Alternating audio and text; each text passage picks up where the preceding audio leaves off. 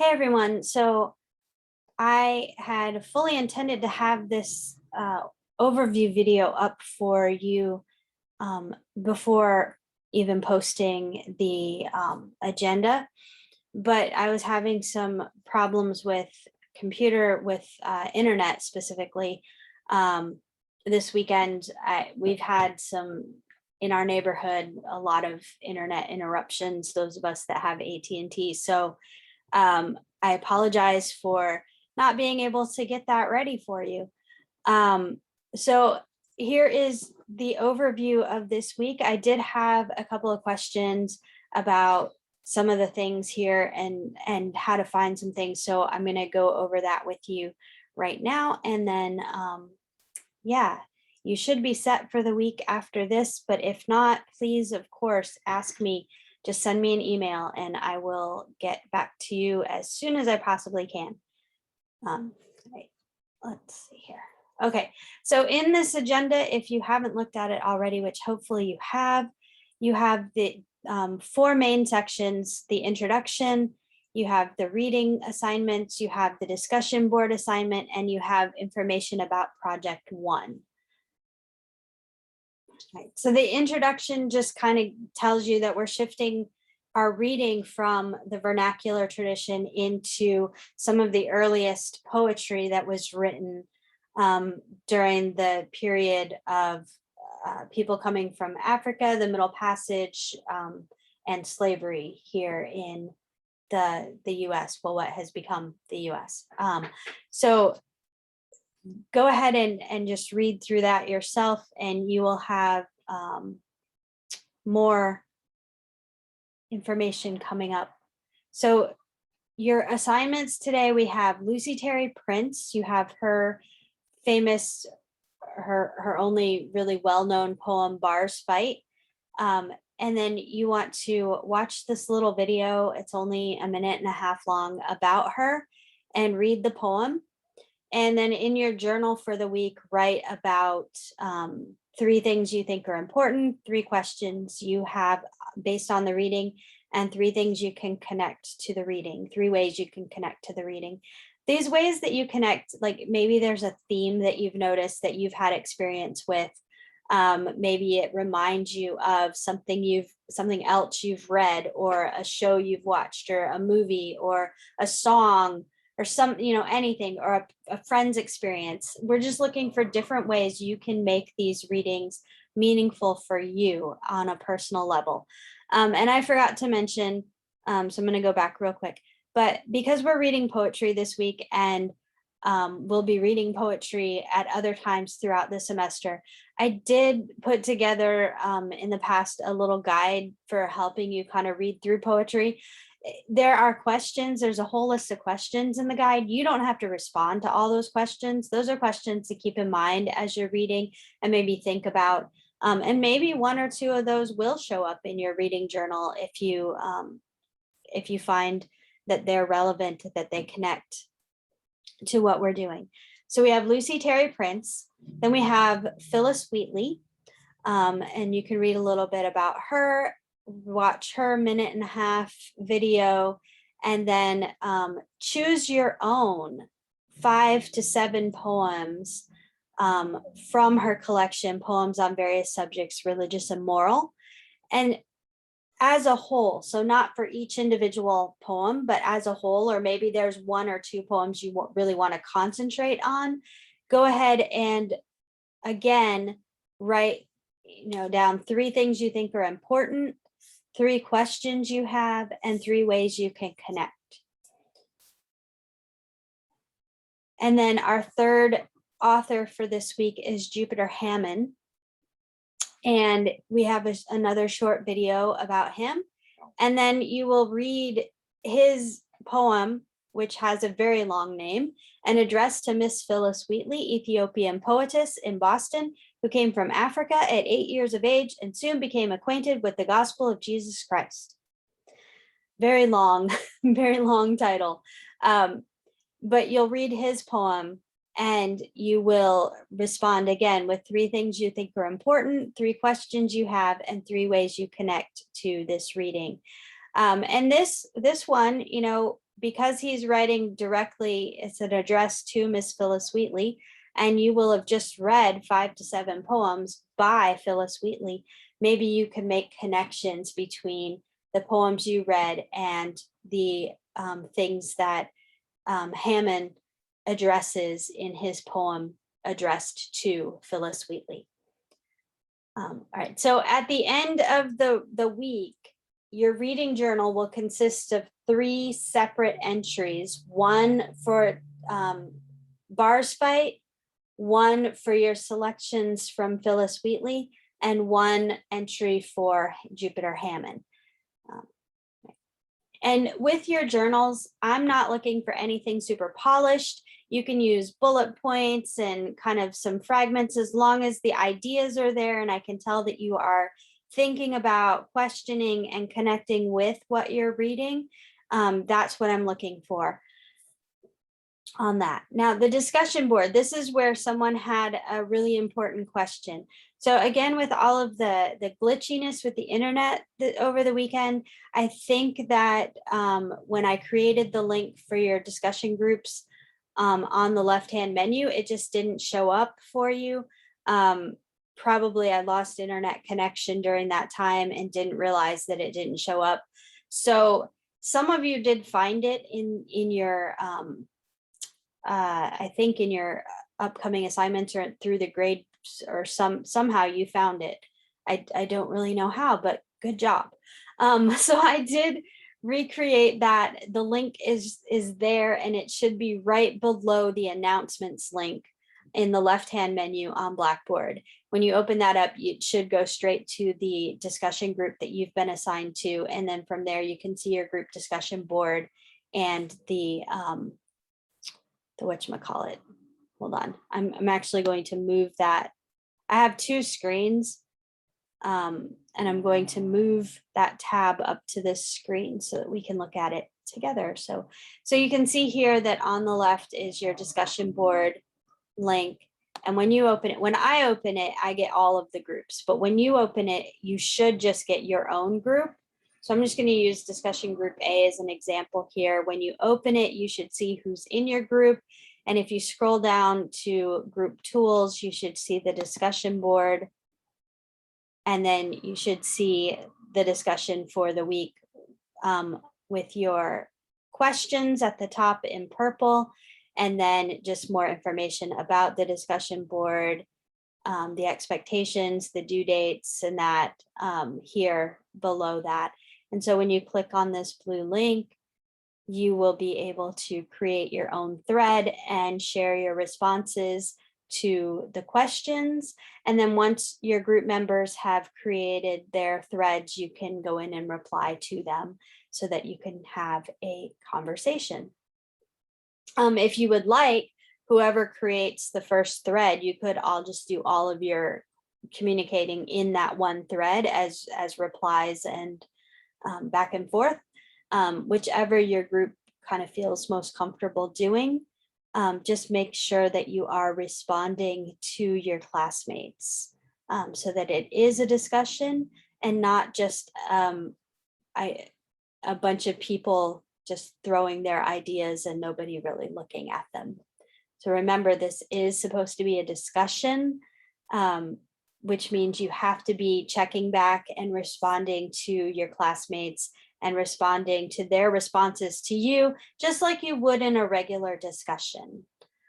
Yeah, all right, so that is that. And if you didn't find it already, you should see that week 2 is available for you now. I'm showing you in edit mode so you can see that, again, I've showed you before, I have all of the folders here on the side already, and then each week one of them is released so that you have all of them by the end of the semester. All right, let's go back. If I can move that out of the way, and we'll go back here. So your discussion board this week, there's a guide to discussion board. It goes through the expectations, the etiquette, and just the details. It gives you a couple of rubrics to figure out how discussion board posts are graded.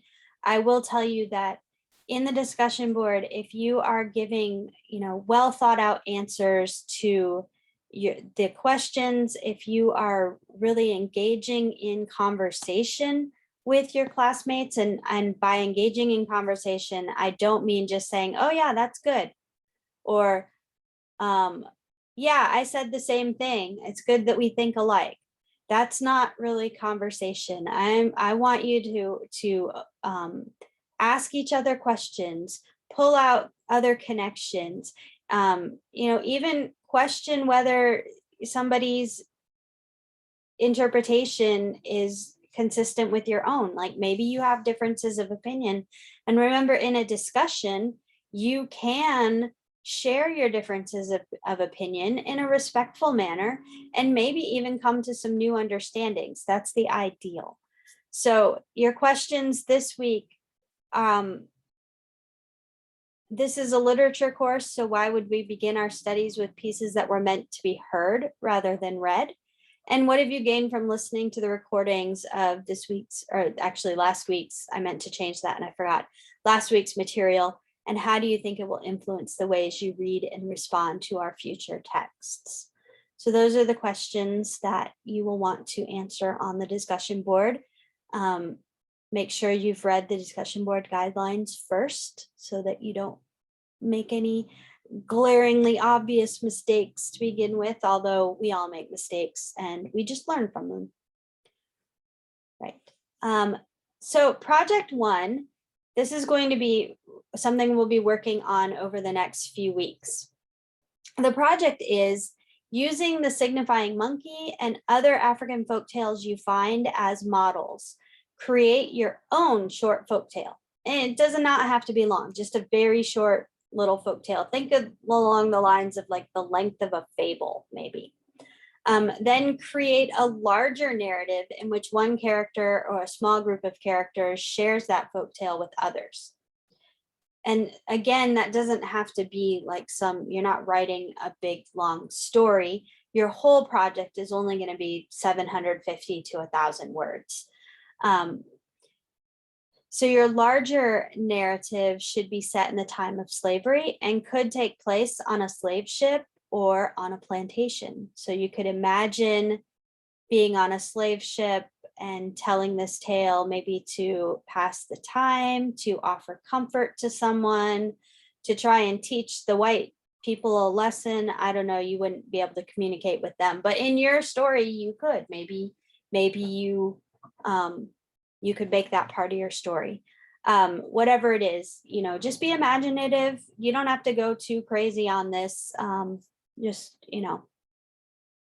use your imagination and come up with a scenario where somebody would be sharing that folktale with someone else.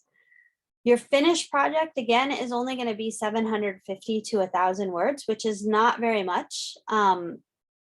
If you think of a page of double-spaced size 12 text is about 250 words. So you're looking at just a few pages of writing if you were to write it all out. But you're not going to be writing it all out to turn in. You're going to record it or have somebody else record it if you're not comfortable recording it yourself. So folk tales are part of the vernacular tradition. So you want to create an audio or video recording of either you or someone you trust, or maybe you want to have more of like a reader's theater where you have a few people reading the different parts.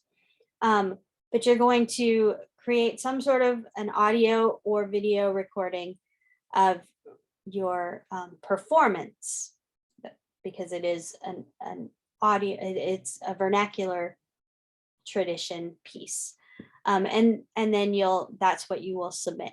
So this week, you're just going to begin to develop your story ideas. So this week you might just be thinking about, well, okay, what was the signifying monkey about? What other African folktales am I familiar with? Or should I just Google African folktales and read a few and see what themes and ideas and motifs and the different styles and that kind of thing?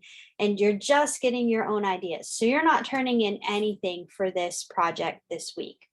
This is just kind of your brainstorming, getting your wheels turning week. And then looking ahead for drafting and workshop this week and next week, you're going to be brainstorming, gathering ideas, maybe doing a little outlining. You might need to look for other African folktales to read or to listen to. You can look them up on YouTube or Vimeo. Maybe, I don't know if there are any on Vimeo, but you could look.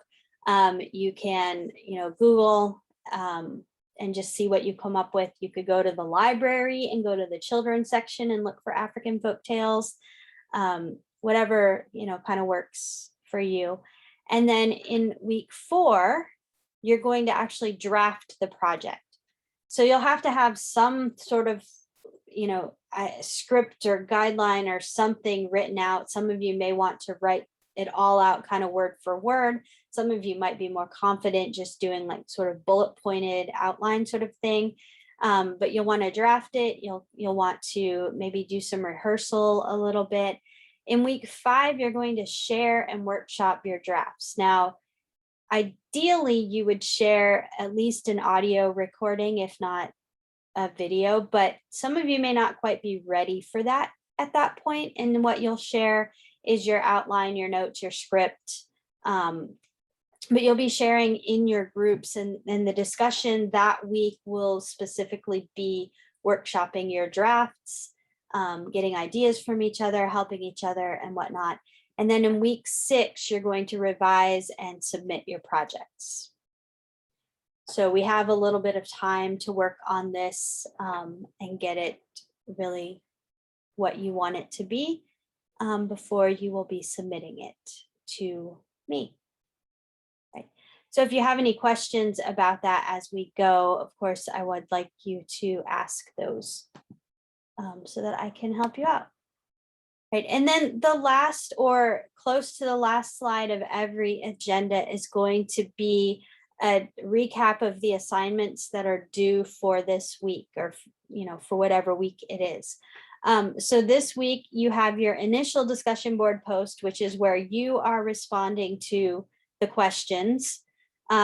Your response needs to be at least 150 words. It needs to be in proper grammatical English with punctuation and all of that, spelling and everything proofread. It's more polished piece. It would be kind of think of it as a professional response. And that is due tomorrow by 11. And then you need to respond to your group members. And you need to be having a conversation, and that conversation I will look at after 11 o'clock on Monday to see that everyone has been participating in that conversation. Your responses can be a little more informal. They don't have to be quite as well proofread, but you still should be using fairly good English the best you can, not just like texting, how we get lazy with that. And then the other thing that you'll be submitting again on Monday is your reading journals for week 2. So those are your journals for Lucy Terry Bars Fight, for your 5 to 7 poems that you read by Phyllis Wheatley, and your Jupiter Hammond poem that you read. So those 3 questions, 3 things you think are important, 3 questions, and 3 connections for each of those authors, right? And that is what we have this week. So if you have any questions, please let me know. And I do apologize again for the lateness of this video. I don't know what's been going on lately with the internet around here, but I am hopefully going to find a better service and switch to that sometime soon. We just have to see what comes up and what I can afford. So good luck this week, and let me know if you need anything from me. Also, I forgot to mention this. I have gone through the introduction posts. I have responded to a little over half of them, and I will be finishing my responses this afternoon. So make sure that you're going back in and checking and reading your classmates' posts, especially those people in your discussion groups. All right, have a great week.